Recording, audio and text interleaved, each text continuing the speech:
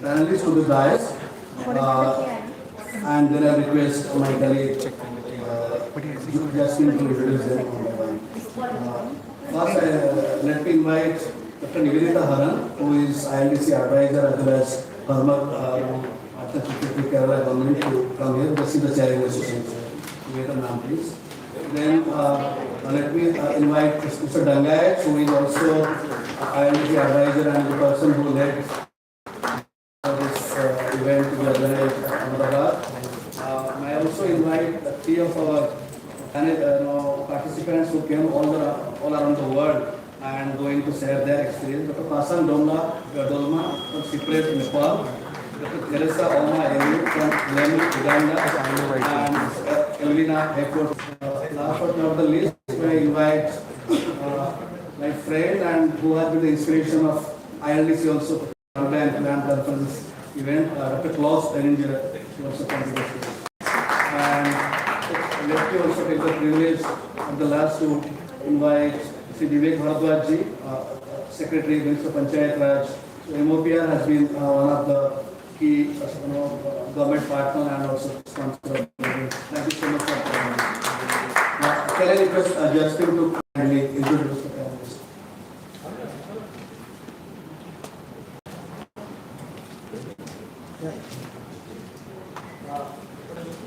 We are going to introduce all the panelists at one go and then we'll hand over the mic to the chair to start the session. Good evening again. It is my pleasure to introduce the speakers joining us today for this plenary. I start with Mr. S.V. Dangayat. He is a distinguished industry leader, sustainability champion and long-standing supporter of people-centered development. With a career spanning over 4 decades, including his tenure as Managing Director of Syntex Industries, he has played an influential role in promoting ethical business practices, social responsibility and environmentally conscious industrial growth in India. Beyond industry leadership, he is deeply engaged with civil society initiatives and policy dialogues. At ILDC, Mr. Dangayat is recognized for his ability to bridge perspectives across industry, academia, government and grassroots organizations. Our next speaker, Dr. Pasan Dolma, is a leading scholar and practitioner in indigenous governance, community rights and sustainable mountain development. As a senior researcher at the Center for Indigenous Peoples Research and Development (CIPRED) in Nepal, she works closely with indigenous communities to strengthen self-governance systems, secure land and resource rights, and protect traditional knowledge in the face of climate and development pressures. Dr. Dolma has contributed to national and regional policy processes, including dialogues on land tenure, climate justice, and biodiversity conversations and indigenous autonomy. Dr. Teresa Oma Elu from Limo, she is a respected land governance expert and senior practitioner at the Land and Equity Movement in Uganda, one of Africa's foremost organizations working to strengthen community land rights. With extensive experience in research, policy engagement, and field-based advocacy, she specializes in custody of tenure systems, women's land rights, and community-led natural resource governance. Her work has informed national debates in Uganda on land reform, justice, and equitable land administration, while also shaping regional conversations on indigenous and community land protection across Africa. Ms. Elvina Hector is a land governance specialist and a prominent member of the National Network of Excellence on Land Governance in Africa, where she contributes to strengthening land policy research, capacity development, and evidence-based decision-making across the continent. Her work focuses on improving land administration systems, fostering academic policy linkages, and advancing inclusive land reforms that respond to Africa's diverse tenures realities. Ms. Hayford has been instrumental in supporting NERGA's partnerships in universities, governments, and regional bodies. Dr. Klaus Deininger is a lead economist in the Sustainability and Infrastructure team of the Development Research at the World Bank. His areas of research focus on income and asset inequality and its relationship to poverty reduction and growth, access to land, land markets and land reform, and their impact on household welfare and agricultural productivity, land tenure and its impact on investment, including environmental sustainability, and capacity building include the use of quantitative and qualitative methods for policy analysis and evaluation, mainly in Africa, Central America, and East regions. Dr. Klaus has been the driving force behind scaling up World Bank, Land, and Poverty Conference to new heights over the last decade. He has strong connection and understanding of India and India's land governance. Shri Vivek Bhardwaj is the Secretary, Ministry of Panchayat Raj, Government of India, where he provides strategic leadership to the country's constitutional framework for decentralized governance. A senior officer of the Indian Administrative Service, he has held key positions across the Government of India and state governments, contributing significantly to administrative reforms, digital governance, and institution building at multiple levels. In his current role, he oversees national programs aimed at strengthening Panchayati Raj institutions, deepening grassroots democracy, and enhancing local level planning, accountability, and service delivery. His leadership has been central to advancing digital transformation in rural governments, promoting evidence-based decision-making, and improving the interface between citizens and local governments. And finally, Dr. Nivedita Haran, she's a former additional Chief Secretary to the Government of Kerala with a distinguished career spanning governance, land administration, urban development, and institutional reform. She has led major initiatives on land record modernization, disaster management, and strengthening local governance, and is widely recognized for clarity of vision and commitment to transparent, citizen-centered administration. At ILDC, Dr. Haran brings deep experience from decades of public service, offering grounded insights on land governance reforms, institutional capacity, and the role of state system in delivering equitable development outcomes. I welcome all of you to this meeting.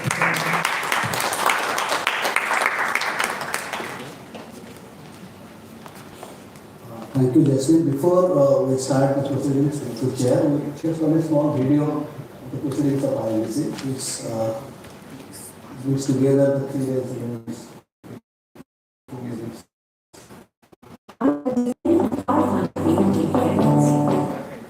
There's no screen. Yeah. Sorry. I have a screen to turn around. That's all. It is 4 minutes, so if you want to.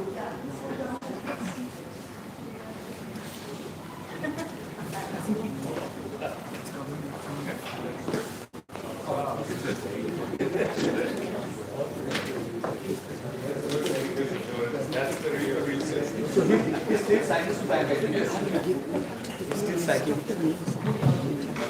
Ma'am, To speak to Jess. Yes, it's already ready.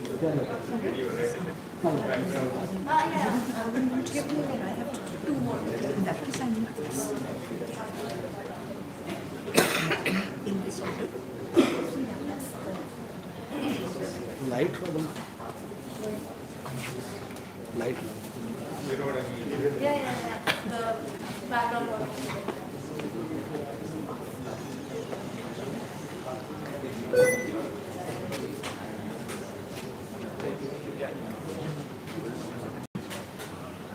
नहीं बाजू की हुई है हाँ हुई fix और बंद कर हाँ हुई Want to so far away.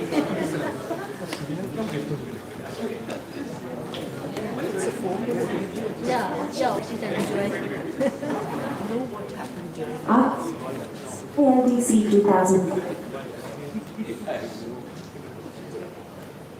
But this anything, by the end of the day, we need this work. 25. Create a shared space for rigorous dialogue, grounded experience, and collective reflection on the future of land in India. Nearly 500 people came together this year from across India and from 25 countries. Researchers, community leaders, practitioners, students, journalists, government officials, all bringing different worlds to the same room. What stood out wasn't just the sessions, but the honesty with which people spoke.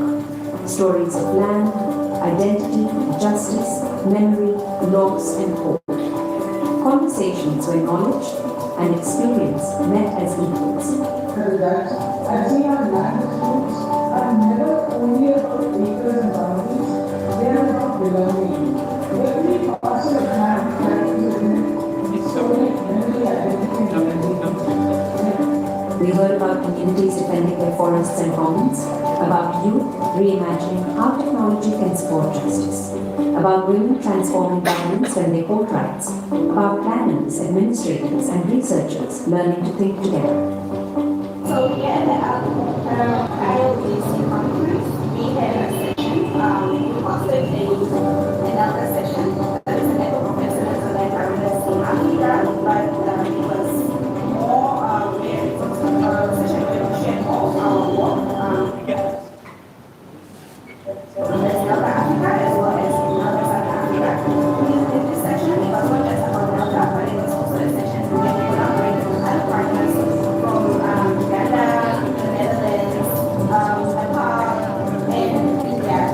Yeah, it was a South collaboration. Well, I have been invited to a number of ILDCs, but this is the first one that I attended. And I feel that this ILDC is a very important space for people like me, especially, because I work on policies. And this is a space where I see people from across all sectors, people who are administrators, people who are researchers, people who are activists, and also people who are impacted by developments on land. And I think that is very important for somebody like me who's working in policy. It's a really, really important space for me to be in. So what I have come over here to learn is really problems both states at the ground scale, so that we can then design our large-scale experiments to benefit. मैं तो ये कहता हूँ कि देश के अंदर ऐसे प्रोग्राम जो ILDC का प्रोग्राम है बहुत अच्छा एक प्लेटफॉर्म है हिंदुस्तान में वर्ल्ड को ये बताता है कि वहाँ के देशों में क्या हो रहा है हिंदुस्तान में क्या हो रहा है क्या जो चीज़ें हैं सीखने को मिलती है और हमें हमारे हिंदुस्तान के शुरू करना है इसके लिए हमें हम लोग तो सक्षम है लेकिन हम दूसरों को भी ILDC के माध्यम से इस प्लेटफॉर्म के माध्यम से वर्ल्ड को बता रहे हैं कि देश डेवलपमेंट कर रहे हैं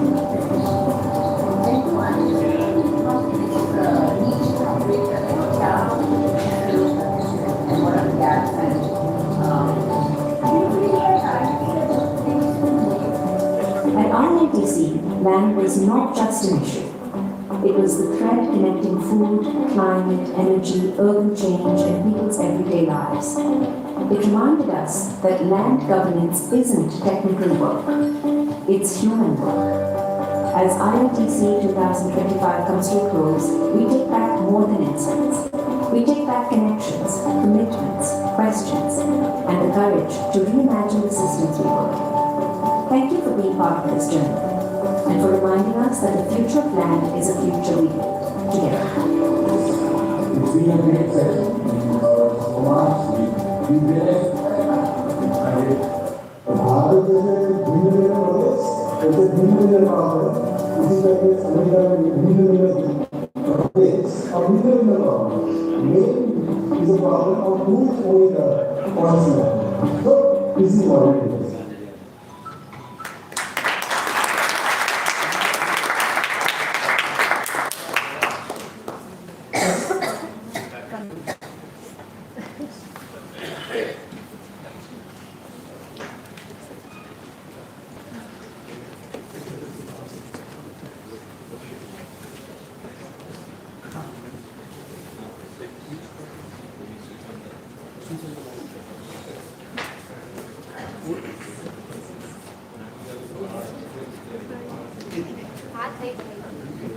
થઈ કર બીજી કર હા એક और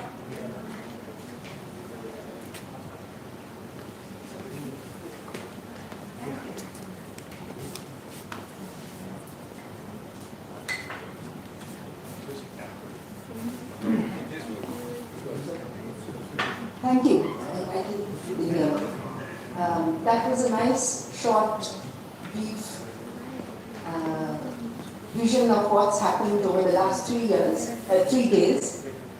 We have been intensively, as those of you who were not present for any of these sessions would have got a hint of what happened over the last 3 days. We have had some intensive talks on land-related matters, directly related distantly related, and it's left us really tired and exhausted. So in this session, what we want to do is we want to debrief, we want to have a proper closure here, and also to get feedback and ideas from the people who are present here today. Jasmine has introduced them to you. We start with the first person, which is Mr. Gangaraj, who is a part of our advisory committee. Mr. Gangaraj.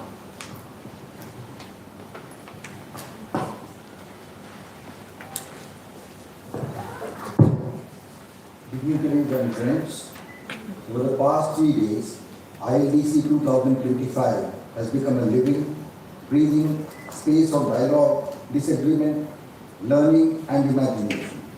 Nearly 500 people came together, scholars, activists, government officials, practitioners, students, journalists, donors, entrepreneurs and community leaders, representing 25 countries, 57 Indian states and over 75 partner organizations. What unfolded here was not simply a conference, but a collective mapping of how land sits at the center of India's transitions, around actions as well as development aspirations. The diversity of voices in the halls, from indigenous leaders to urban planners, from geospatial experts to women's collectives, from pastoralists to financial institutions, has reaffirmed what ILDC stands for, that land is not one sector, but the ground on which every form of development, justice and sustainability must stand. Across 6 tracks, a shared understanding emerged in our agricultural landscape, farmers, pastoralists and forest-dependent communities that are navigating profound shifts, climate stress, market transitions, certification demands and conflicts over land use. Yet their voices reminded us that food security and livelihoods cannot be secure without recognizing the full diversity of India's timber systems. Farmers who cultivate without formal titles, pastoralists who depend on mobility, and women who manage land without documentation remain invisible in many digital reforms. The call was clear. Transitions in food systems must begin with transitions in land governance.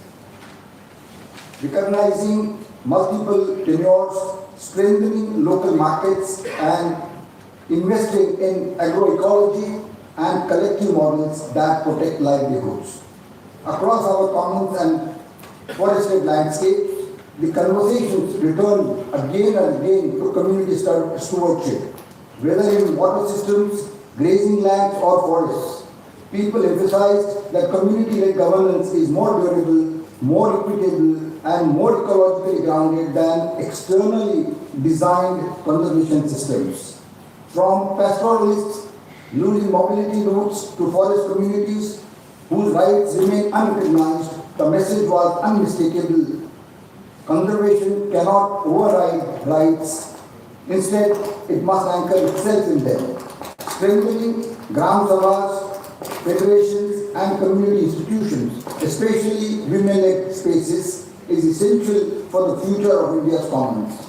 Climate transition and renewable energy expansion also occupied the center stage, whether in carbon markets or large-scale RE projects. Participants cautioned against an approach where carbon output is prioritized for food, biodiversity, mobility and livelihoods. Communities asked for clarity on carbon rights, genuine consent processes, fair benefit sharing and safeguarding against the misuse of so-called wasteland categories. The energy transition must not reproduce new forms of ecological or economical displacement. The consensus was strong climate action succeeds only when it centers people, ecosystems and land justices. In our urban track, the discussion revealed the scale and urgency of challenges facing Indian towns and cities. Urban land is expensive, scarce and contested. Institutions are stretched, planning is uneven and affordable housing remains out of reach for millions.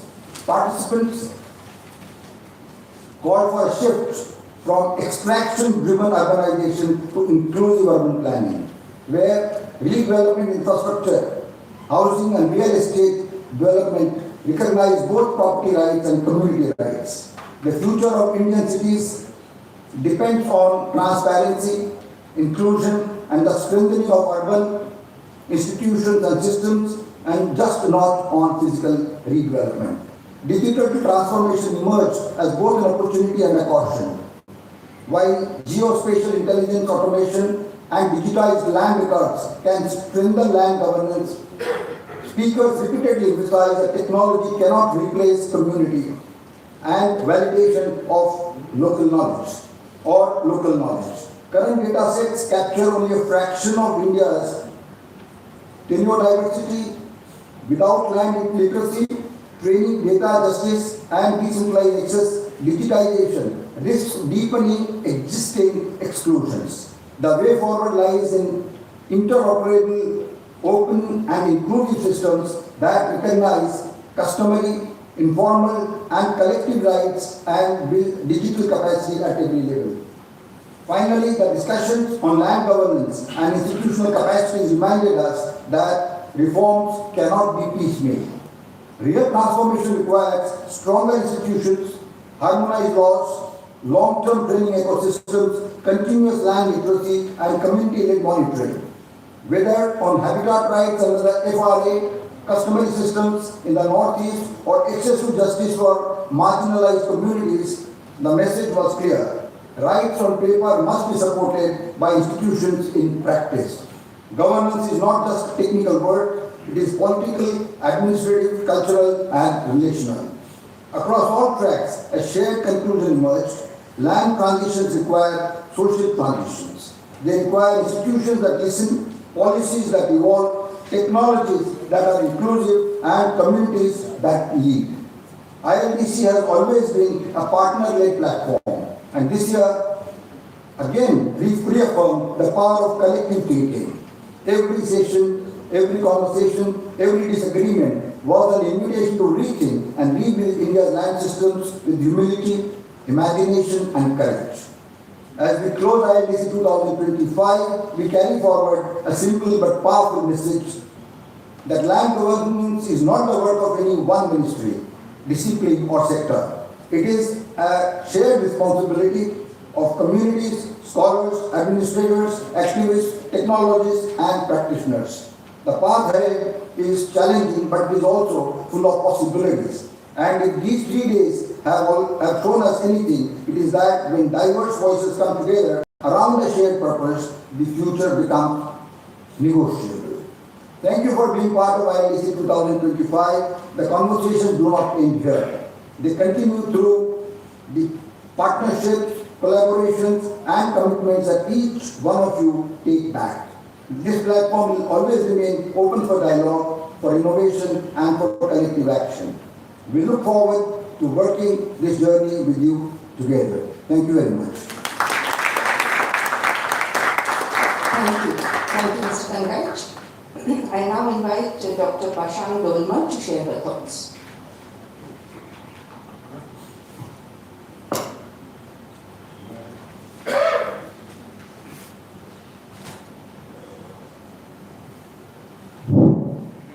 Tasidile, Namaskar everyone, good afternoon. It's my great pleasure to be here to exchange of our stories, experience, passion for our work on the ground. Tuti said, thank you so much, Pranab Chaudhary, Dr. Pental, and the entire team for your rigorous work and welcoming me even in the last minute to join hands here in Ahmedabad. I supposed to be in Rio de Janeiro. Then I supposed to travel to Berlin to the COP, participating different layers of sessions where I was invited as speaker in the COP. However, I'm here today. I believe this is my destiny. I feel very lucky that I get the opportunity to travel to my neighboring country, India, and meet you all in person and lesson learn the rich experience, knowledge, on the ground on the issues and concerns of land and developments that matters for all our existence and who we are and what we want to be in the future. Organizing 73 parallel sessions along with the plenaries is not a joke. And along with the 3 days work and the field work is a rigorous task. So I would like to thank and once again congratulate the whole team for making this realistic and making it possible.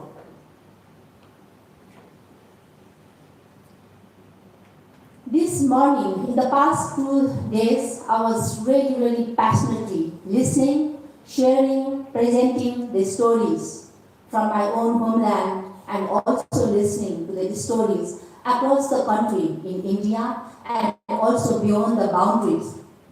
This morning, listening to the stories from Nagaland, Jaipur, Meghalaya, Kenya and beyond, that really touched my heart.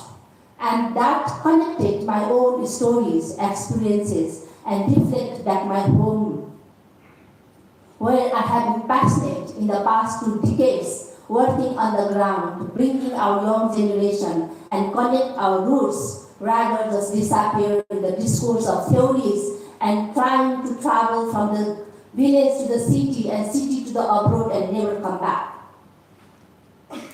That's how secret is established. Center for Indigenous People Research and Development that I founded for the first time in the history of Nepal as an indigenous-led research platform. And after working many years in the university, at the teachers' college, working in the NGOs, INGOs, CSOs, working in the multilateral, bilateral agency across the world, I finally found my heartbeats when I started working with my own community on the grassroots levels. So that's how the CIPRED, Center for Indigenous People Research and Development, now we started working on documentation, retailing our own stories rather than being told who you are, and building our evidence-based policy advocacy to bring our real voice, unheard voice to be heard in the academic and non-academic discourse. To revival of our traditional livelihoods and enterprises and through our own lenses from indigenous worldviews.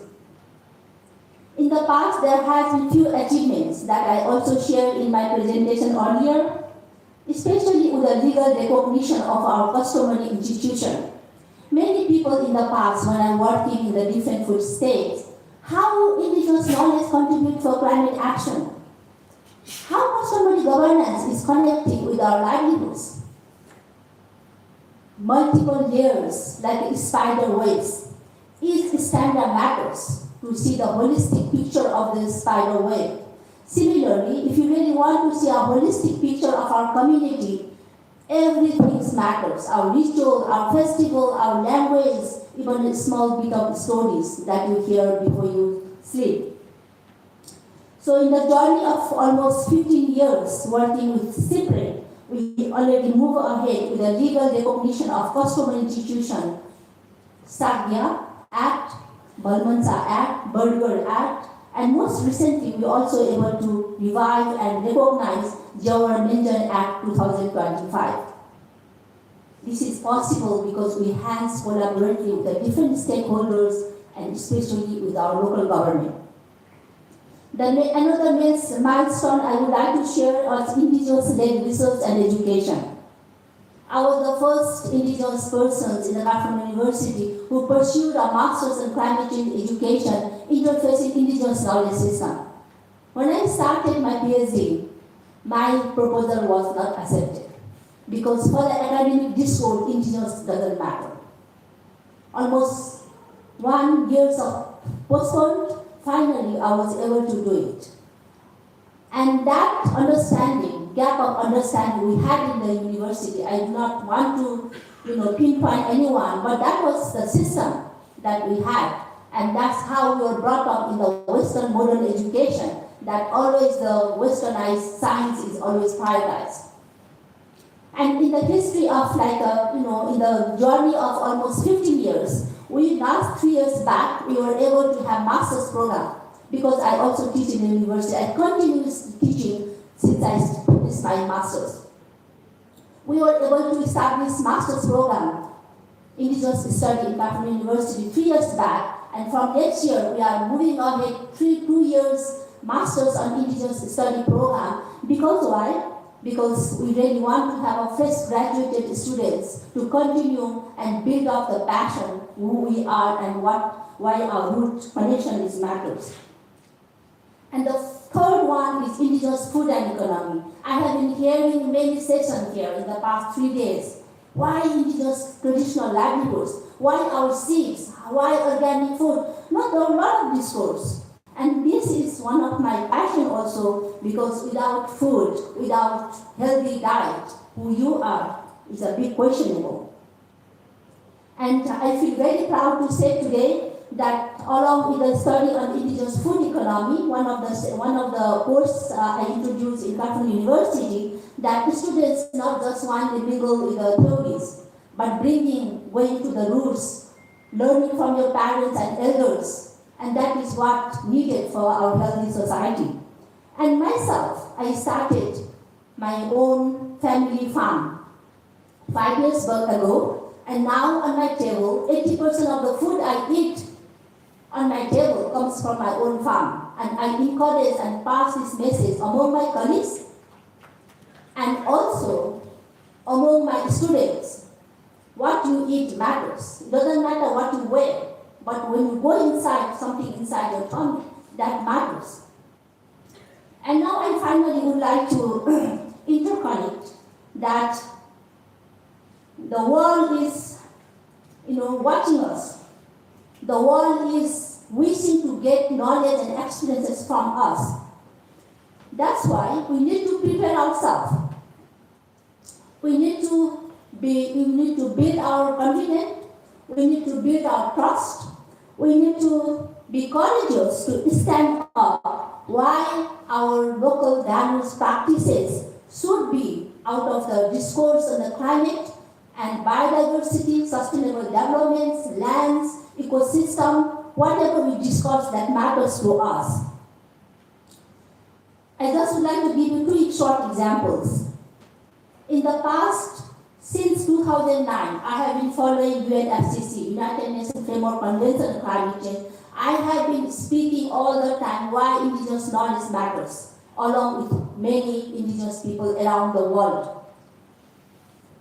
In the Glasgow COP, in the high-level panel, I was invited to reflect back the 6th assessment report. And I urge the scientific bodies that indigenous knowledge system should be on parallel along with the science discourse, not just being like a totalism. Because I feel thankful that there has been some shift and momentum in the IPCC, Intergovernmental Panel on Climate Change reports. Indigenous knowledge system and local values, part of the climate action, is already there. And for the first time, when I was in the Bern session last time in Bern, first time indigenous people representative in the steering committee of the IPCC is already there. And for the first time in the history of IPCC, they have started the workshop among indigenous people upcoming in February 2026 and trying to listen the stories and experiences on the ground. And I am also feel thankful that I have been invited so that we can keep on sharing our knowledge and stories. Another story is ILDC, Intergovernmental Science Policy Platform on Biodiversity and Ecological Services. 2019, the report comes up, 6.2% of indigenous people world contributing safeguarding more than 80% of the biodiversity. That fuels the path that the discourse within the ILDC and also with the CVD, the Article 8J on the traditional knowledge system, that part of the basis of biodiversity. I feel very thankful also to share with you that recently, only a few months back, the ILDC team, we have more than 150 authors across the country, the secretary at UNESCO came to me, Pasang, can you help us to organize a workshop in Nepal? We would like to hear your stories from the ground. And I welcome, and we had spatial planning and ecological connectivity workshop in Nepal among the key authors in the base. And that clearly shows the world is coming to us, wants to learn from us. And that is why this is so important that in the discourse of climate, biodiversity, ecosystem, land issues and all, the South-South collaboration is must. It's not just only in the history of narrating always from the North, shaping the narratives of literatures. This is the time for us to bring the paradigm shift in the architect of research, education and development. And that's why South collaboration is must and important, and for all of us to join hands that we can shape the narratives of who we are, what we can contribute, what others can learn from us. And finally, I would like to congratulate once more, and we really move ahead beyond the boundaries and also work on the ground, connecting our roots and inspire our young children, our students, our youth, to live with the respect and dignity in our own landscape, with a feeling of self-determination, who you are. That is how the world will continue with our shared future, in living in harmony and respect for well-being for all of us. Thank you so much.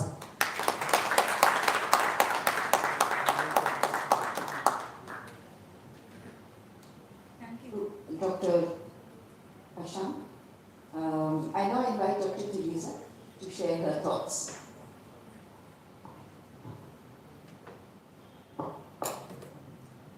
All protocols are observed. It's an emotional moment for me. We're supposed to reflect on South-South collaboration. So my talk this afternoon is about what does South-South collaboration mean and what is South-South. I stand here wearing many hats. As a scholar, as an African woman, representing civil society. I stand representing a people who were formerly colonized, and I think we must share that identity. So South-South collaboration is meaning people from the global South, Asia, Africa, Latin America. And why is this collaboration most important at this juncture? Because this South-South shares a history of exploitation, of exploitative relationship with the global North, beginning with slavery, which Africa suffered most, followed by colonialism, exported, of course, by capitalism, and neo-colonialism. In the 50s, 60s, there was a South-South political South-South collaboration. History shows us how the wave of independence, the so-called independence, how the South-South inspired itself, how Asia, especially India and China, was very instrumental in inspiring independence of Africa. And so the South-South connection or network, collaboration or struggle is not something that is new. It is something that has been going on because of the shared history. And so the process that I talked about, the exploitative relationship with the global North, is not something that we can shy about, that we can fail to talk about. While slavery or colonialism appears to have ended. I will state here that it has not ended, it has only mutated. We are very much aware of modern day slavery. I can't speak for India, but I can speak. You should be watching many Africans that are dying in the Mediterranean trying to access Europe. In my country, in the flight, I had over 200 young girls in the same flight migrating to the Middle East for modern day slavery. Through modern day capitalism, we have takeover of resources, pushing off the peasants, the local populations that depend on these resources are being pushed off. And so these relations that remain exploitative is something that we cannot sweep under the carpet. So new forms of injustices and struggles have emerged in the current era. There is, of course, I've talked about the modern day slavery. There is a global land rush from the north to the south for food production. Ironically, there is also now land rush from some parts of the global north, south-south land rush. We are aware of the BRICS, Brazil, Russia, India, China, and South Africa. In my country, the members of the BRICS, those are south-south. Russia is not south. But it's more, it appears to be. So there is a new wave of a new layer of exploitation of a land rush. So on top of the unequal relations with the north, we now have the major states in the global south now emerging to begin exploiting the others. And unfortunately, I stand here as an African. African is the continent that has been raped and continues, the woman, let me not say, the woman that has been raped for centuries and continues to be raped. And that's why it's very emotional for me to talk about this continuous rape. So we talk about now global land rush, where people are being pushed off for many reasons. There is a new crisis of the food crisis that has emerged, that in the same land that people are pushed off, food is actually produced for export. That you will find people who are dying in local communities, in African communities, but food is sent outside. Coupled with food colonialism.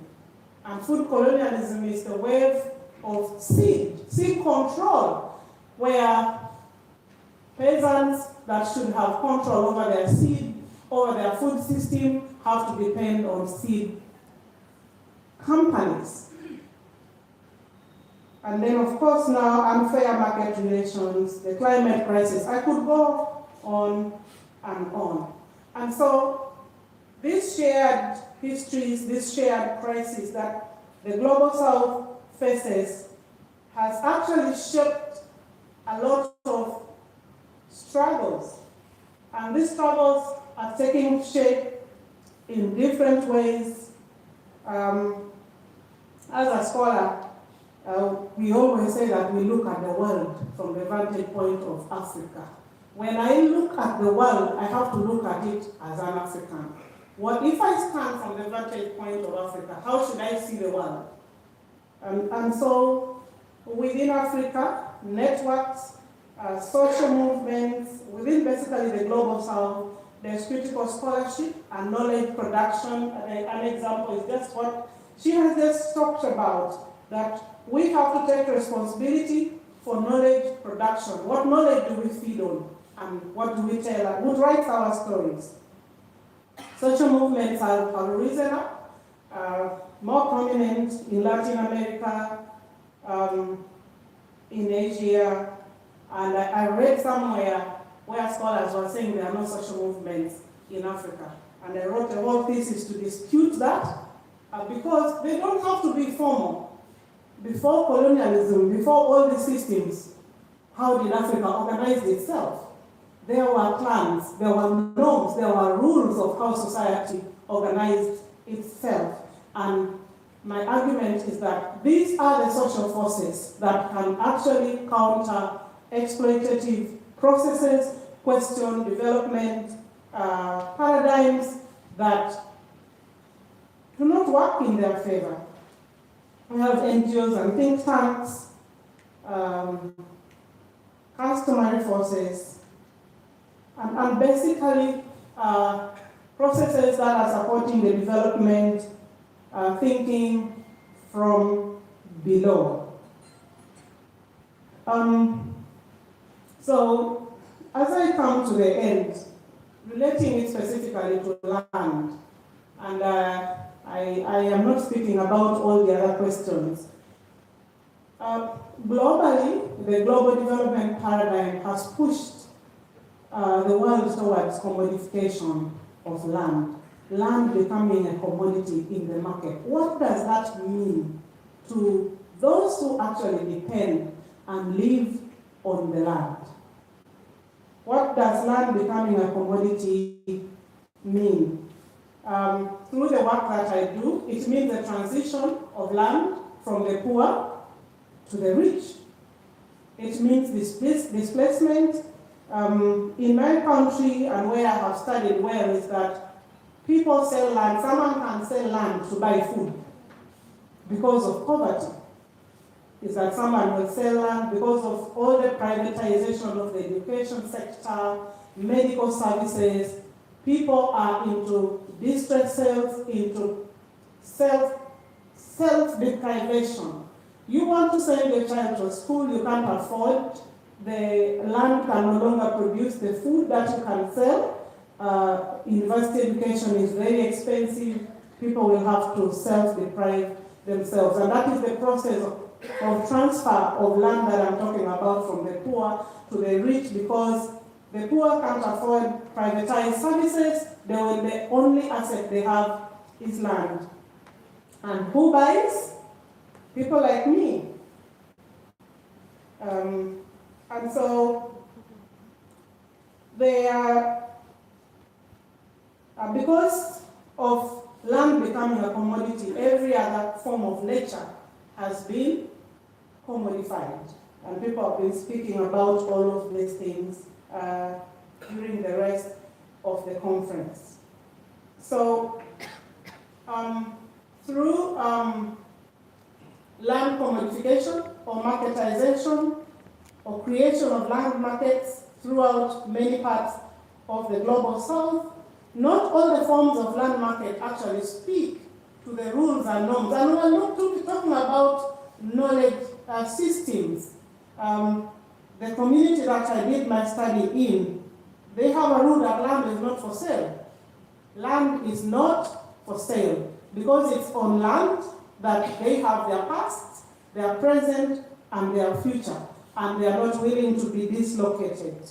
And so all this has shaped a lot of struggles on land, people refusing to formalize their land. I completed a study very recently where land documentation or land registration had taken place in Uganda, in eastern Uganda, and after about 10,000 land certificates had been issued, only 3% of the land, those who possess the land documents. First of all, theoretically, it is believed that if land is not formalized, it will not be used for access to credit, to finance.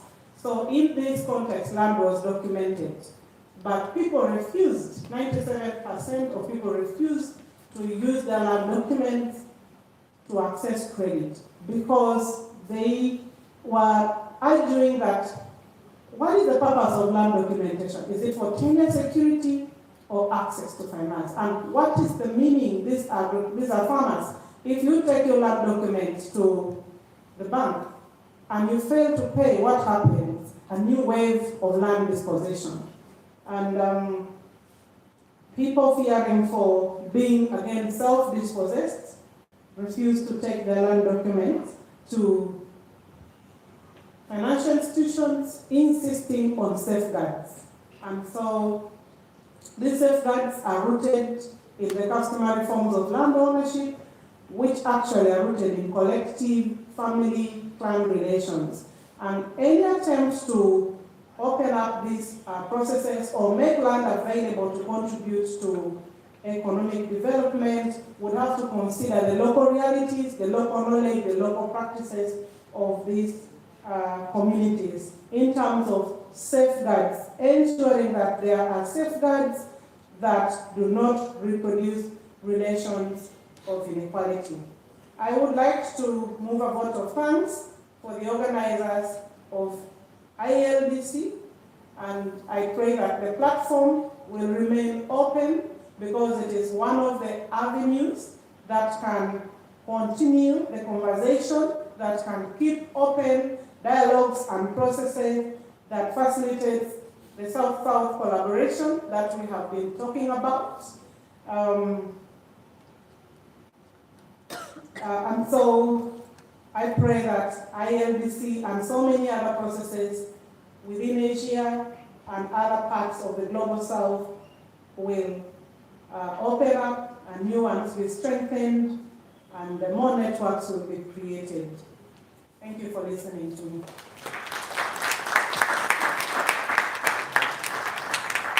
Thank you, Dr. Teresa. Finally, from our guests from abroad, Ms. Elvina Hayford, could you share your thoughts, please? And could you limit it to 5 minutes, please? Thank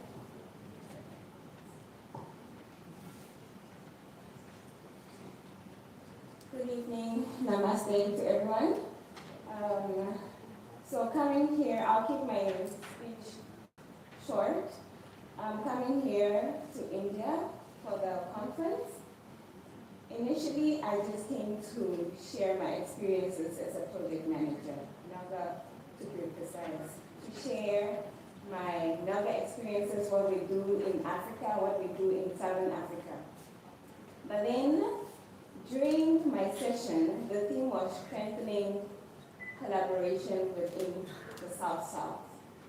And opening the session, I asked a question. And it said, if you had to ask yourself, if land could speak, what would it say? Would it say it feels strong and well represented, or would it say it feels weak and fragmented?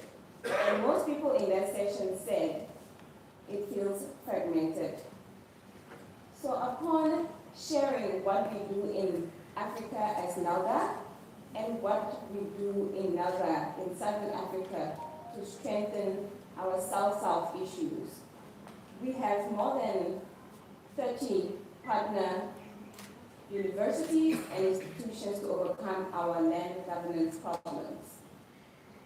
So sharing our experience we have, especially in education, training, policy action, all of this, I think it is high time that we share our knowledge, not just have them done in South-South, in the South-South, meaning Southern Africa, but share it with South-South, and I mean in Africa as a whole, and with other South-South countries in Asia, because during our session, I learned a lot, especially in Uganda.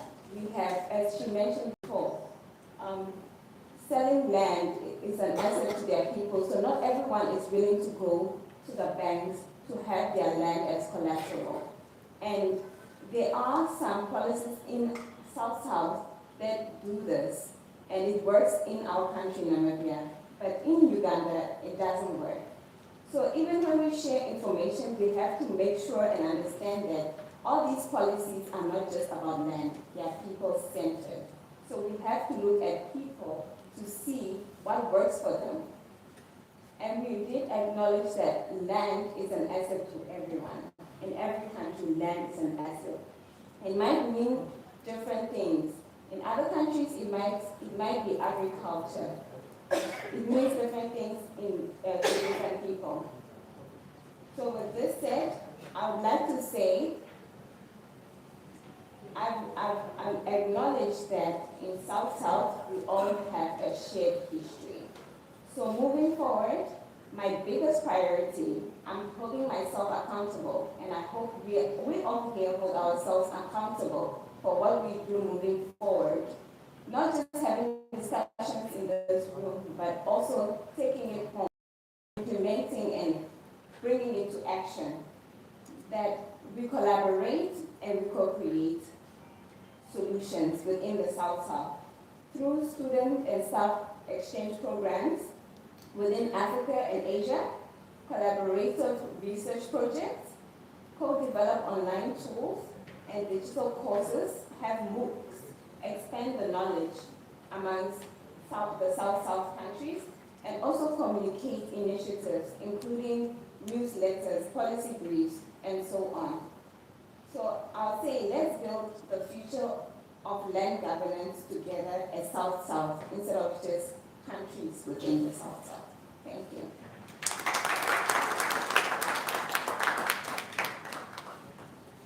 Thank you. Ms. Edina? Thank you. I know I invite Dr. Klaus Deininger, a very important speaker for us, and we are waiting to listen to you, Klaus. Go ahead. Thank you very much. I think it's a great pleasure and honor to be here and to see this vibrant gathering of scholars, of practitioners, of grassroots people who all come together and to discuss very important issues relating to land. And of course, I think we are particularly proud that this has been, I think, this event that has been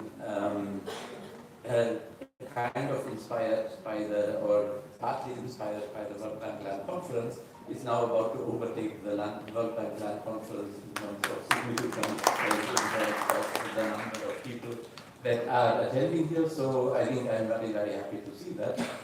So with that, I think I wanted to bring a little bit of international experience or global experience here.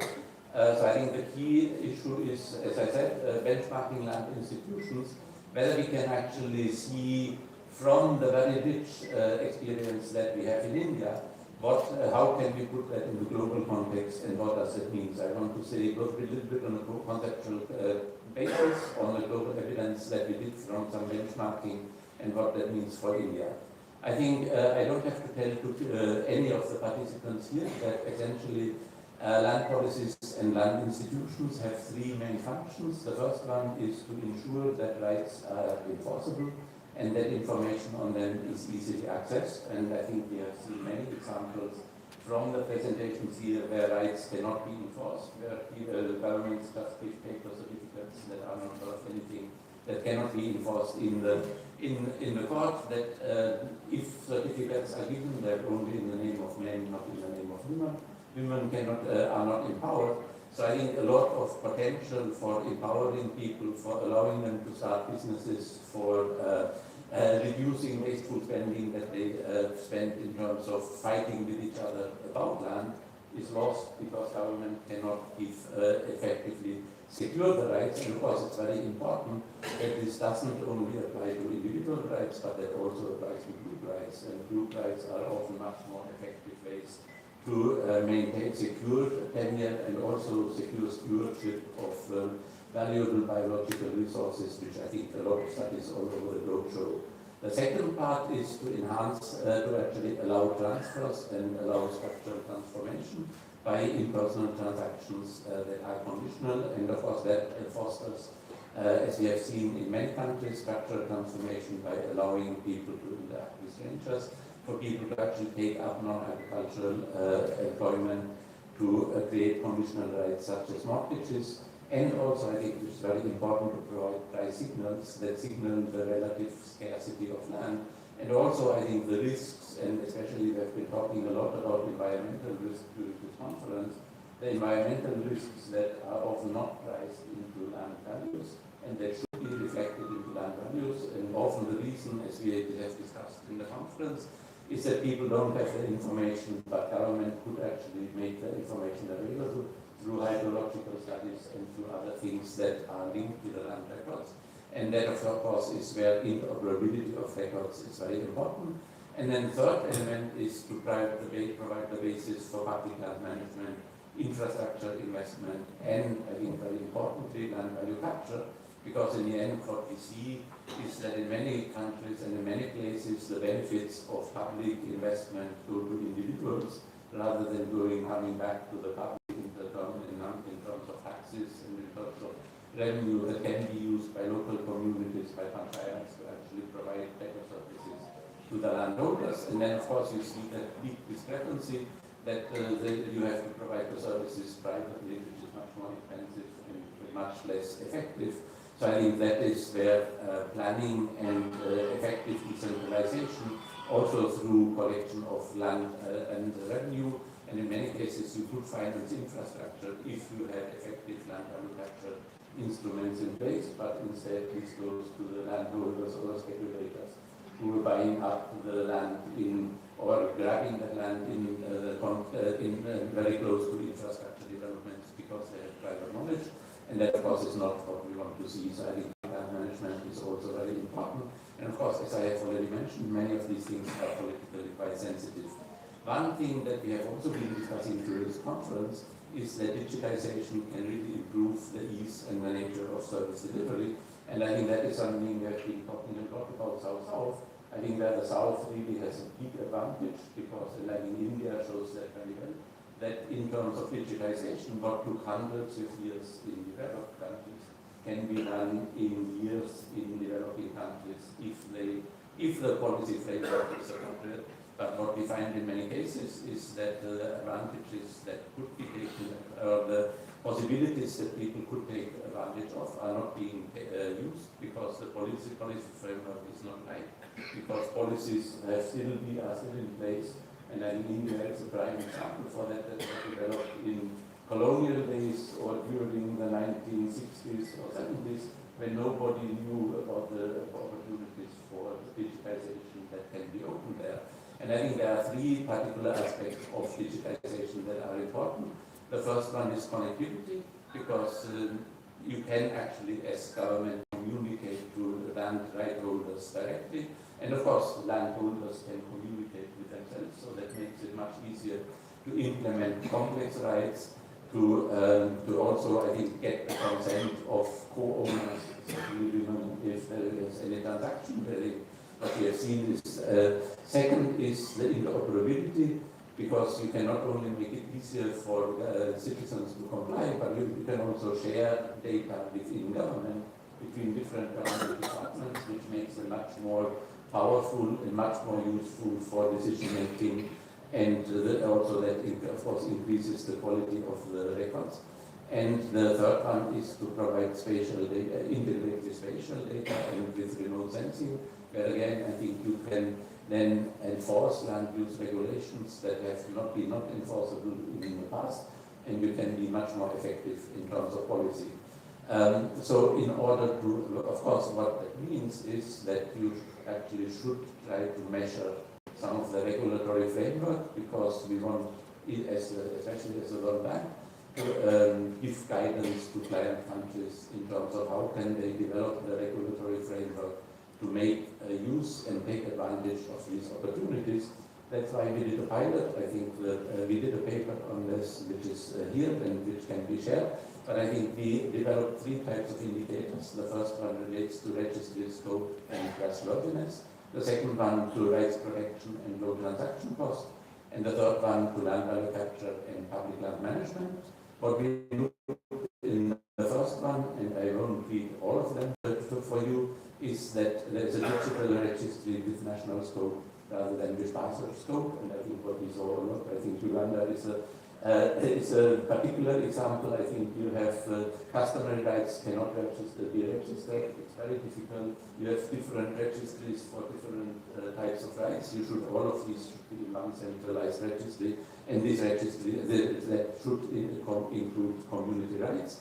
The coverage of these rights, maps should be vectorized, and registry and cadastre should be interoperable, which is one big issue in India, and of course also in order to ensure accountability and make sure that e-signature should be for officials, so that there is a chain of accountability and traceability for any transactions and for any registry actions that are being taken. The second element is market liquidity and transaction cost. That would mean that the registry is linked to a digital ID, and I think India has been making very big advances in terms of Aadhaar that shows what is possible once you digitize personal identity. Of course, if you link that to land rights, that becomes much more powerful. That e-conveyancing is possible, that past prices are accessible digitally. I think that is very much important for transparency and for of the market. And that also there is a digital link for the private sector and also for local governments to the registry and the cadastre, so that they can actually use this information for planning or for making it available to other interested parties. Because we have this are not for nothing called public registries, they should not be behind the paywall. And then the protection of existing rights, of course, the court registries should be shown in the registry, mortgages should be linked to the registries, and any rights that are being sold or being transferred should be verified before they are actually transferred. And then, of course, the third pillar is on land valuation and taxation. We find big gaps that on the one hand the tax rolls should be updated regularly, which is very important, especially in developing countries where cities are expanding rapidly. If you don't update these, you get very imbalanced and very inequitable taxation systems. The valuation should be market-based, and you should have public land management. If public land is transferred, it should be done competitively. All of the contracts should be made available digitally and should be public. And I think remote sensing should be used, and gender should be identifiable from the land record so that you can actually look at the gender distribution of these. We looked at these indicators for 85 countries. I don't want to read them to you, I just list them here. And of course, what we find, I think I probably don't have time to go through that in detail, so I will just flip through the slides quickly. I think what we find is that there is huge differences across regions, but also enormous opportunity for leapfrogging. And the leapfrogging we see particularly in Eastern European countries. I think they had all manual systems 20, 25 years ago. Now they're actually better than Western European countries, because if you start and design your system from a digital basis, you can really move much faster, and because you have an advantage and you don't encounter the resistance of professions like notaries who have been traditionally doing that, or registrars who want to continue doing that. Also, if we look at the effective rights protection, I think we see that the importance of mortgage registries and the links to digital ID is very much the basis for well-functioning credit systems in developed countries, that access to prices is actually very limited, even in developed countries. And of course, in Africa, you still have a lot of, I think, thinking about credit without having a mortgage registry that you can actually link to is, of course, illusional.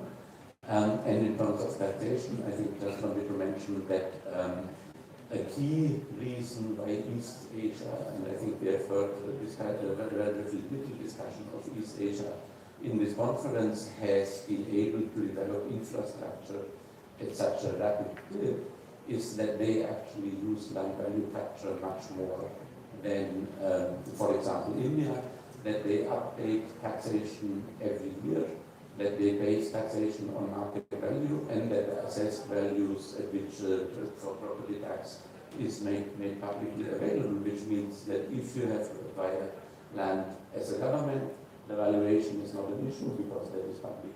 So you have no disputes about the evaluation, and local governments are interested in putting infrastructure in because they gain the revenues in terms of increased land values, it increases their revenues, and therefore you have a system of effective decentralization that actually works, and you move towards development of infrastructure in a beneficial way rather than being caught up in courts and in disputes all the time. So I think what does that mean? Or I think just to then, on the basis of that pilot, you may be aware of the World Bank's doing business indicator that essentially is an annual ranking of countries that is that looks at the attractiveness of countries for private investment. This has been now reshaped into a product that is called Doing Business, and that aims to provide a roadmap for reforms and an indicator on the effectiveness of these reforms to the World Bank client countries, and of course also serve as an indicator for the private sector. There is one, of course, that looks at 10 indicators across the space that is relevant for private businesses to succeed. But one of them, called location, measures exactly the security of land rights and land access. And based on the discussions, or based on the results from our indicator, the decision was taken that these indicators would be used in the business ready. So I think that will be something that countries will be assessed on in the future, starting from 2026, and we will have a panel at the land conference where we actually will have the first results from that. So I think with that, let me just ask, highlight quickly in 5 minutes, noting that we are already late. I thought it would be interesting to compare how India links to the to the global indicator in this respect. I think what India, in the 3 elements that we had, India has made great advances in terms of digital cadastre and cadastral coverage and vectorization of maps. It is lagging quite a bit behind in terms of digital registries with national coverage, which is mostly because land records in India, as we have been discussing, are quite partial and very fragmented between rural and urban administrative bodies. So therefore, clearly there is potential for India to learn. Also, I think in terms of e-conveyancing and API access to registries, some states have made a lot of progress. And also the linkages of the mortgage registry, but of course there is no digital firm ID, even though it's quite advanced, and digital price access is also not there. So again, there is a mixed picture. And of course, if you look at taxation and public land management, I think there is a lot that India can learn from international experience, and of course that is something where we hope that the discussions that there will actually be scope for discussion. So I think just to sum up, that Indian states have actually made significant progress on the technology front, partly due to programs like CLR and DLR-MP, but that the replicability of that is often quite limited to specific states that are moving, but it doesn't percolate across the states to the extent that we would like that to do. And also, it's not very sustainable sometimes even within the state, because we have certain bureaucrats who are very active and proactive and take that forward. And then after 3 years, somebody else comes and moves in, and the whole program grinds to a halt because people don't really understand that. So I think, and of course, that limits the progress for creation and development. In order to help overcome that, adjusting and publishing something like this global index of business ready within India across states could actually be something that could be very helpful, because it could help states to learn from each other much faster. And of course, Ramita and Naksha are 2 very good examples. I think we have both the secretary and the joint secretary here, and without their efforts to help discussion among states. I know that you have discussions with states every week to make sure that they actually talk to each other. But of course, that is something that should actually be replicated at a much bigger scale, and we should look at all of the aspects of land governance, not only the very specific program to do that. So I think that, of course, having an index like that where states compete with each other and where they are assessed every year could help to actually bring that to bear. And it would also help to connect to the global debate a little bit more, because then, of course, there are a lot of, and I personally was very much surprised to see the progress that some states have been, or some countries have been making since 2005, since we started all of these discussions. So I think that could be the basis for a very vibrant dialogue, and very much, of course, we hope that we can be helping to bring the dialogue about, not least at the next land conference that will be held from April 29 to May 1st in Washington. And we hope that we were very happy that both the Secretary and the Joint Secretary able to attend there. I think there was a lot of interest in the Samita program from African countries who could learn a lot in terms of how that has been implemented very cost effectively, very quickly, and in a way that is very participatory, because I think the one advantage that India has is it has a very vibrant civil society, and of course that we have seen at this conference. And I think if some of the African countries could actually learn from these Indian experiences, I think we would be able to see a lot of progress also in Africa towards achieving secure land tenure. And we very much hope that with the conference, and of course with thank yous also to the support that ILDC is providing in terms of generating this discussion in India, we hope to continue on the path, and there is still a lot to do, so we look forward to collaborating with all of you. Thank you.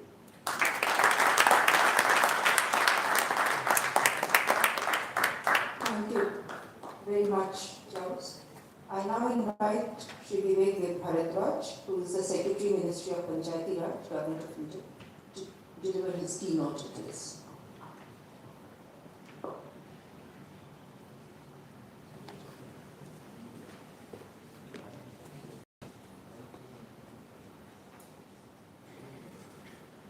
Good evening to all distinguished delegates, speakers, representatives of partner countries, civil society organizations, research institutions, state governments, and grassroots leaders. I extend my sincere appreciation to Landstack and the convening partners for bringing together such a diverse and committed community of practitioners, and Ahmedabad Management Association for their support in hosting this event. With the last 3 days, this conference has reinforced fundamental truths. Land is not merely a physical asset. It is inseparably linked to dignity, identity, and livelihood. We're not talking about land records, we're talking about people's lives, their future, and their rightful stake in development. The thematic discussions at ILDC 2025 offered a comprehensive and deeply insightful exploration of the centrality of land in India's development. I am told that across 6 major tracks, participants examined how land shapes food security, farm resilience, and the livelihood of millions, how commons and community-owned landscapes must be protected amid expanding climate and carbon finance agendas, and how the energy transition depends fundamentally on equitable land access and robust land use planning. The urban track highlighted the challenges of reconciling India's fast-growing housing, infrastructure, and real estate needs with spatial justice, environmental sustainability, and participatory planning. The deliberation of strengthening land systems emphasized the urgent need for institutional capacity, fit-for-purpose approaches, and multi-level coordination to ensure that reforms translate into fair, transparent, and climate-resilient land governance.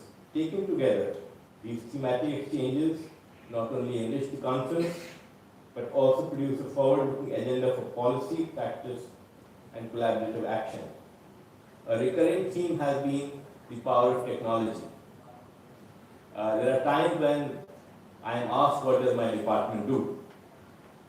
We do face an identity crisis, but when I tell them that I make people rich, it's difficult to believe. You think of all the schemes that the government of India has. We have a PM Awas Yojana, you get a house. You have Manrega, you get work. You have PM Vishwakarma, you learn skills. There is no program that makes you rich. Samrit is the only program which suddenly confers on you a lottery ticket. You already had that house. You already had that land. Suddenly its value is 5 lakh rupees, 10 lakh rupees. That is the power of Samrit. That is the power of ownership. And this has happened because of a very simple idea, a very simple thought, which our Honorable Prime Minister had. And it is so simple that I wonder why didn't nobody think of it earlier. land monetization or conferring titles is something which the Soto, the Peruvian economist, talked about a quarter of a century back.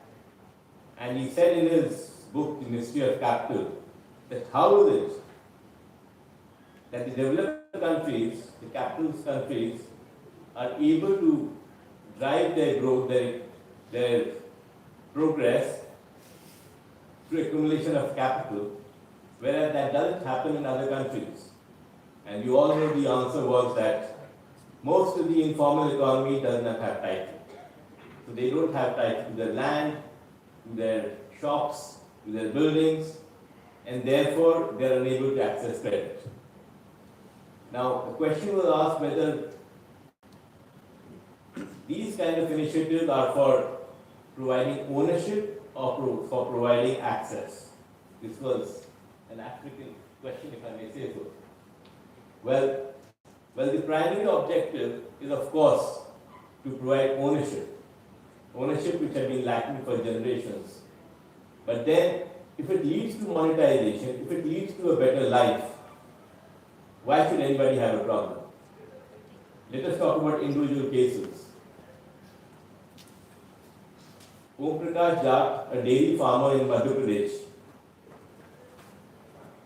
his land was valued, his house was valued at 17 lakh rupees. He took out a loan, keeping his house as a collateral, and he got a loan of 10 lakh rupees. He bought 4 heads of cattle and he expanded his dairy business.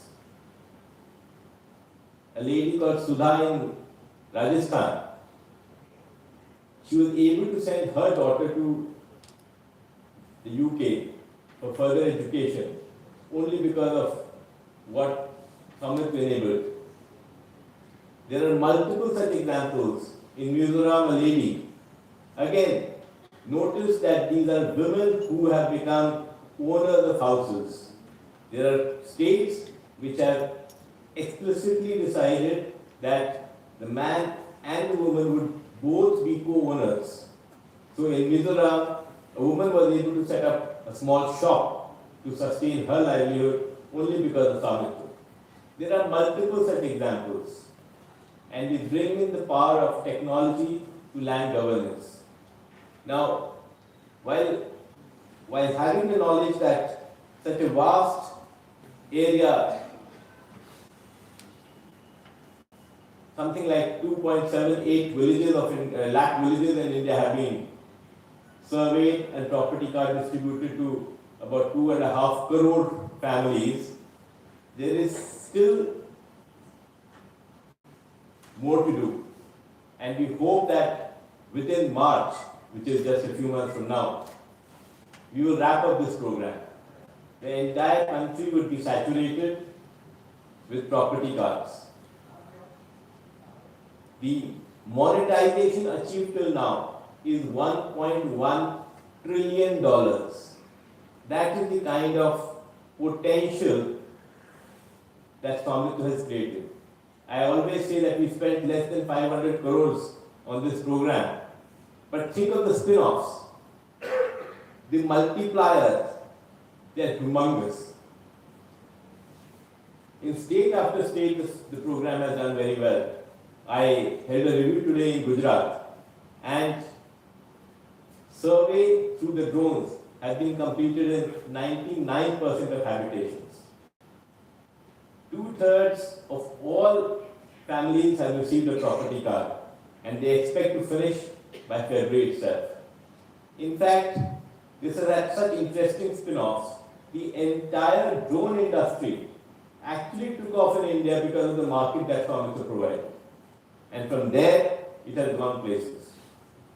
Now, I believe there is time to think of what lies ahead. What should Samitva 2.0 look like? There are problems which Samitva can solve, which we haven't thought of. The two biggest problems in an Indian village, one is drainage, the other is an internal road. These are problems which have remained there for generations. It is not that drains have not been constructed. I'm sure thousands of crores of rupees have been spent on making them. But still, drainage is a big problem in the rainy season. People lack access to their own homes, to their fields. It leads to public health issues. We've done a pilot using all the drone imagery and creating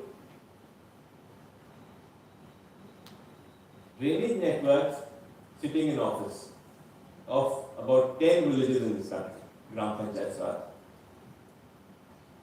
And we realized that at a very fraction of the cost it would take to do a physical survey, we can create these drainage networks and practically solve this problem.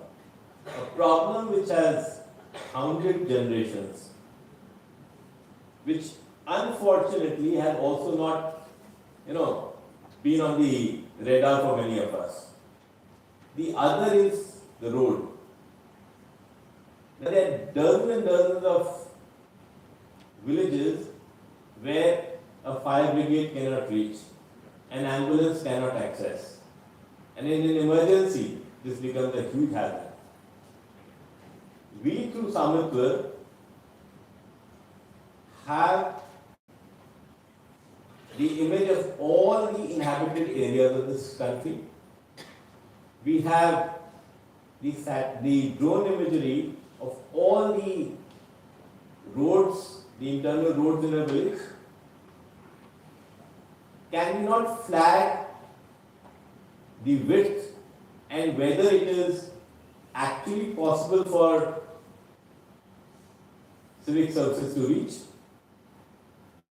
And if we can, and if we flag it to the community, maybe the community will decide that for me, this particular house is less important than access to an ambulance in an emergency. And then the entire village can sit together, come to a decision whether the community should pay a compensation to that particular house to ensure that the width is enough for the fire brigade to come. Similarly, if we have the drone imagery of all the houses in a village,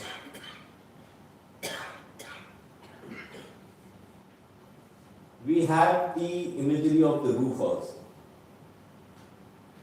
We know whether the roof is kacha, whether it is made of bricks, RCC, tiles. We have that data.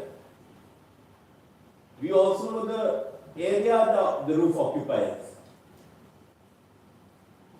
Can we use it to calculate the solar energy potential of that roof? Can we provide him access to PM Surya Ghar Yojana to free electricity? So there are umpteen number of applications of Samitwa, and it's only the constraints which are only in our minds which are hindering it. You'll be happy to know that next month IIT Madras will be holding a hackathon, and after that IIT Tirupati, I believe, to find out what could be the multiple uses for this humongous database that we have now. I thank all of you for your patient listening, and I thank the India Land Development Conference for inviting me to share my thoughts. Thank you so much.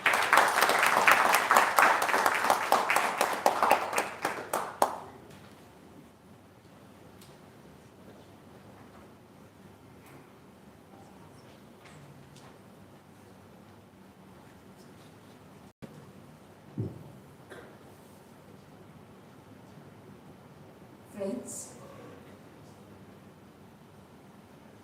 I think all of you have had 3 full days of discussions and you must be tired, mentally tired.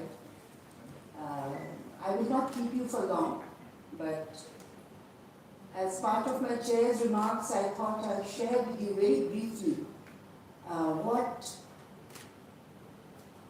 is my takeaway, what I think I've been hearing over the days have been your takeaways, and the way forward. I'm glad to say this is my, I think the 5th year of attending the ILDC. It's grown. It's grown so big now, in fact, that at times we wonder that how everything is managed and how the logistics will be taken care of, but thankfully everything has gone off well, and kudos to the team. They have done a wonderful job.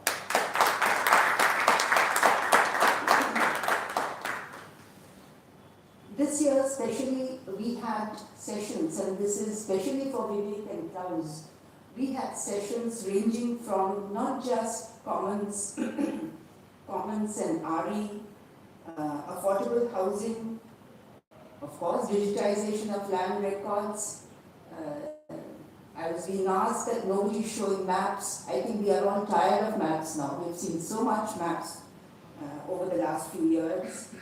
Housing for the street vendors, etc., etc. It's covered the entire gamut of possible connections that land can have in our lives.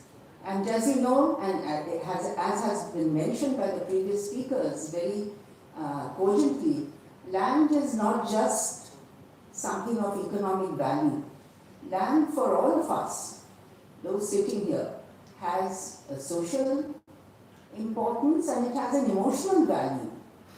And it's evident from the fact that in India, and I'm sure in many other countries, I think the aim of any parent is to leave behind for his progeny, his or her progeny, a piece of property, a piece of land, or anything that is connected to the soil.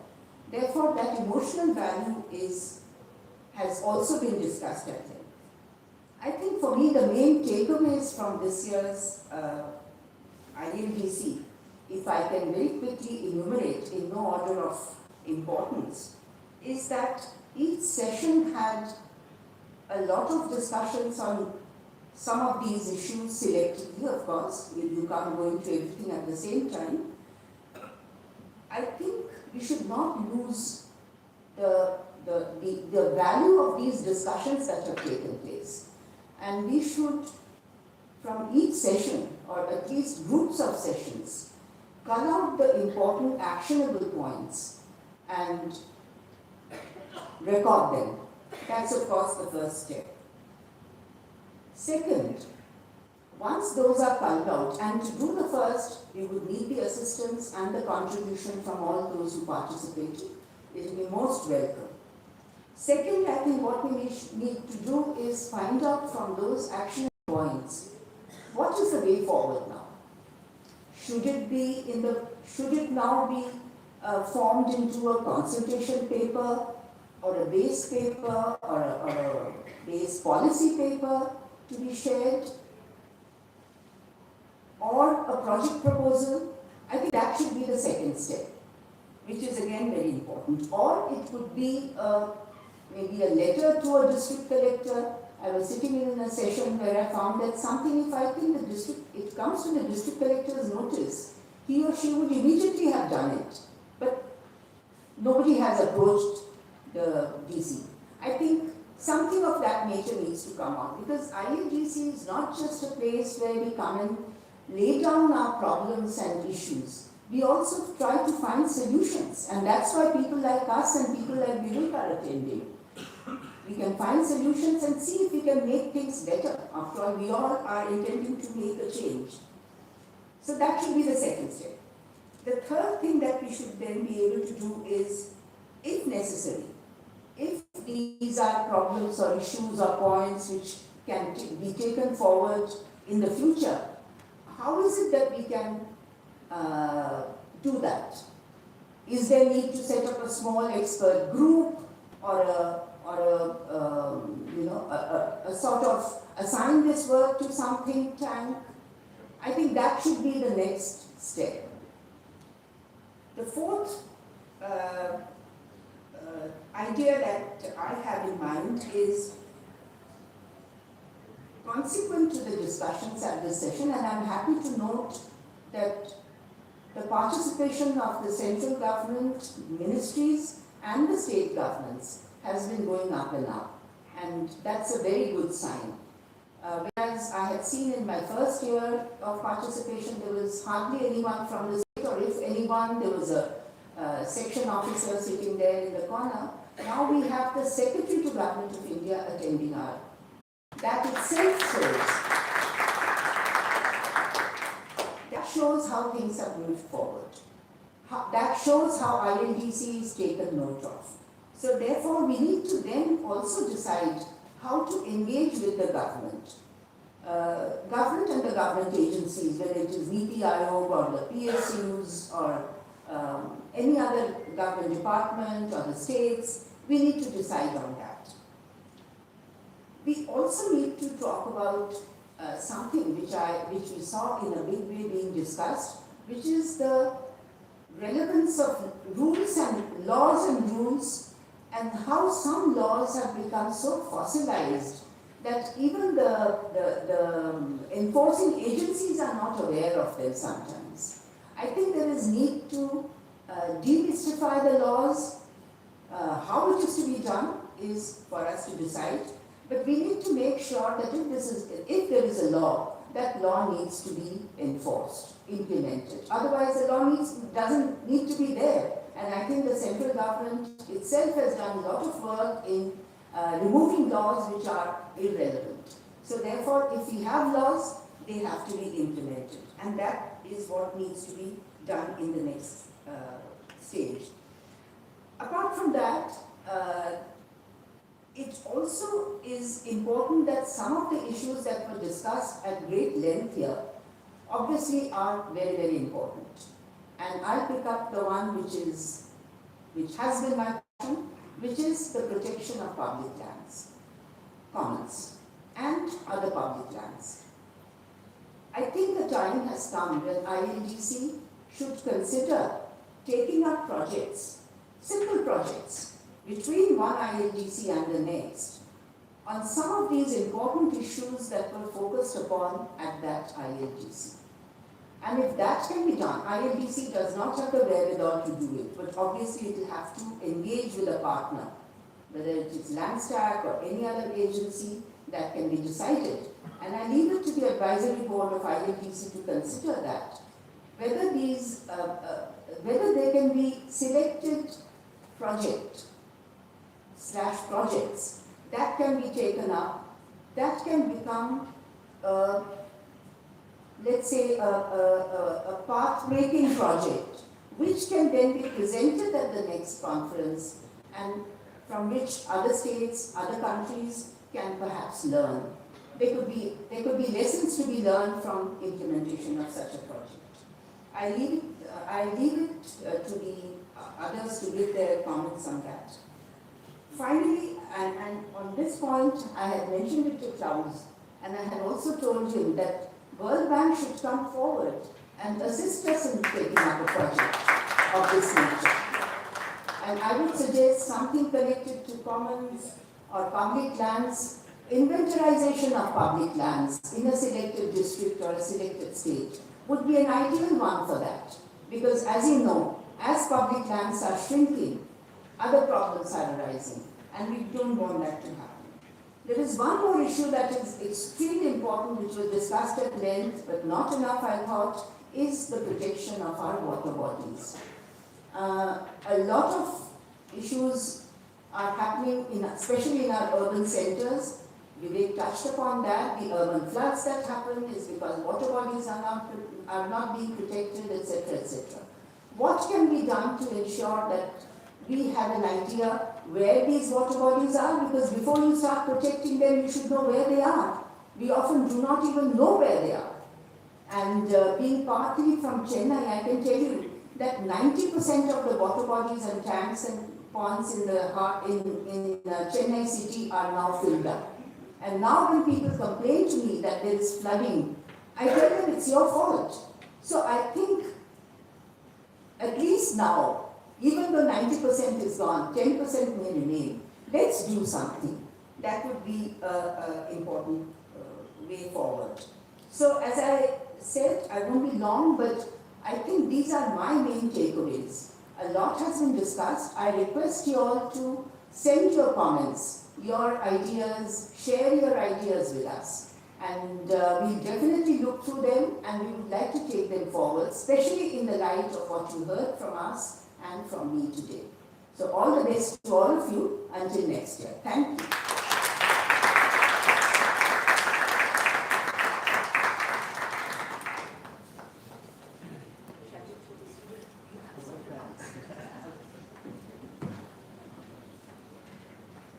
I think you have to bear another 3-4 minutes with me.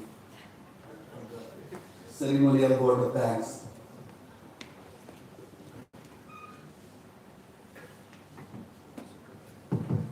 So it is, people are tired, people are stretching, and people are gone.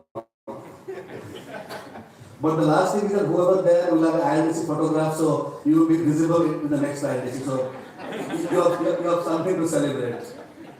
No, ILDC has been a celebration of diversity and inclusion. I think all of you saw that. It is about partnership and collaboration because land is too complex thing to address. So I think ILDC has relied on these spirits to take this land challenges straight forward. And as we know, this is the biggest ILDC with more than 500 people.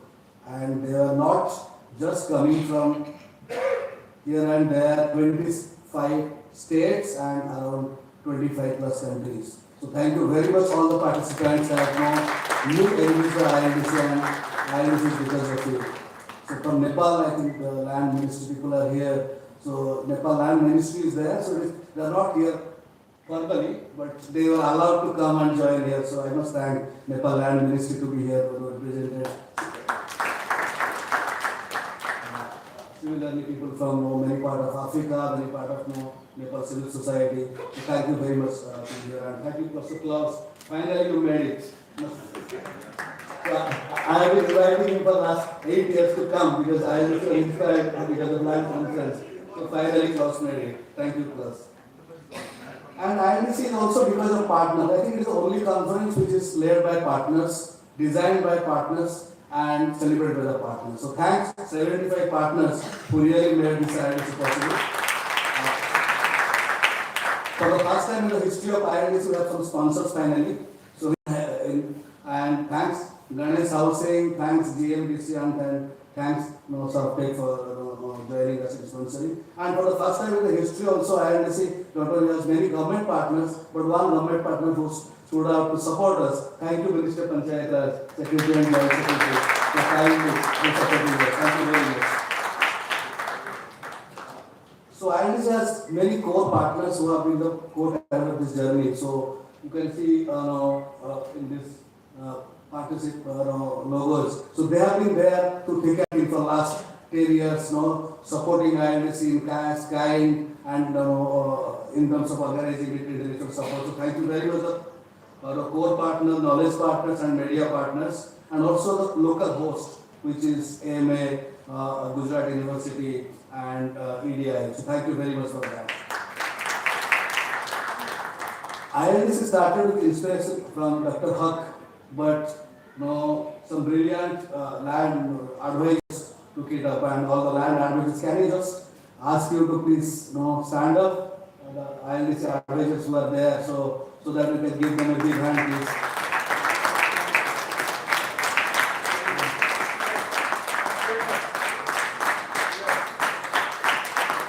So they are silent, but you can see them everywhere. So they have been there, chairing sessions, encouraging us, and always deciding the future.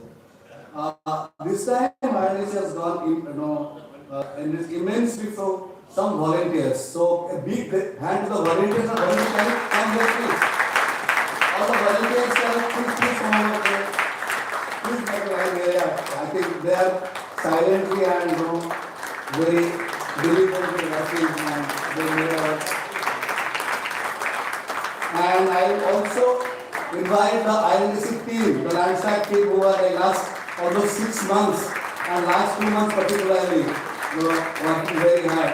Landsat team, please come over here.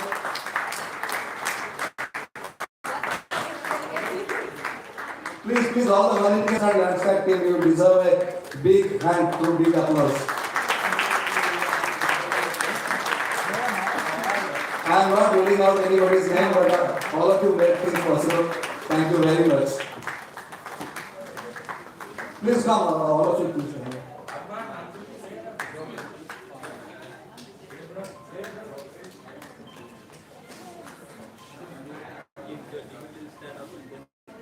And you deserve a very good group photography.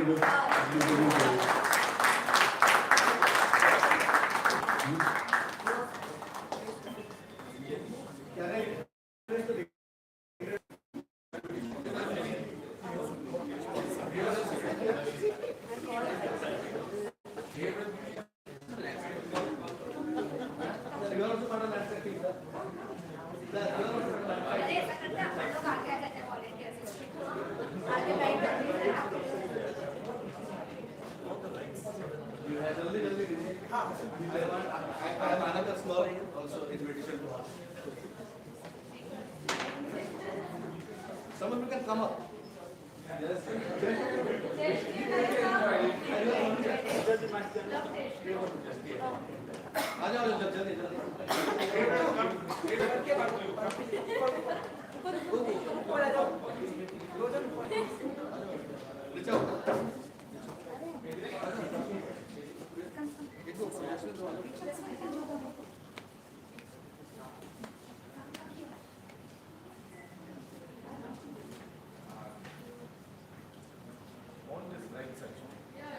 What do you want the lights?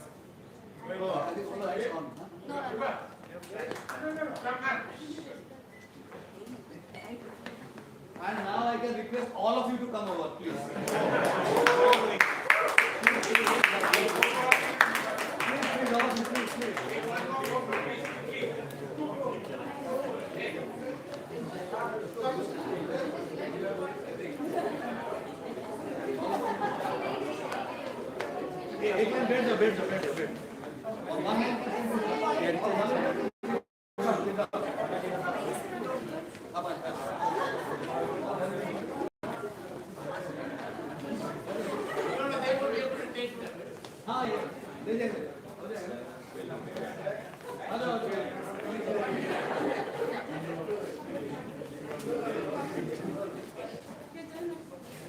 Some tall guys can come to the back.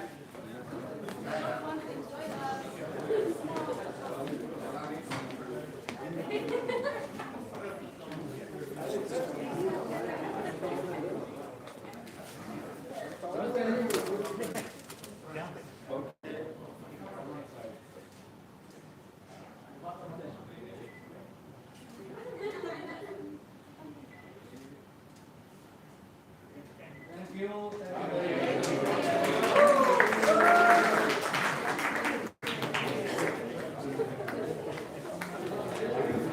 As you go back, we have a small announcement to make. That is about the next ILDC.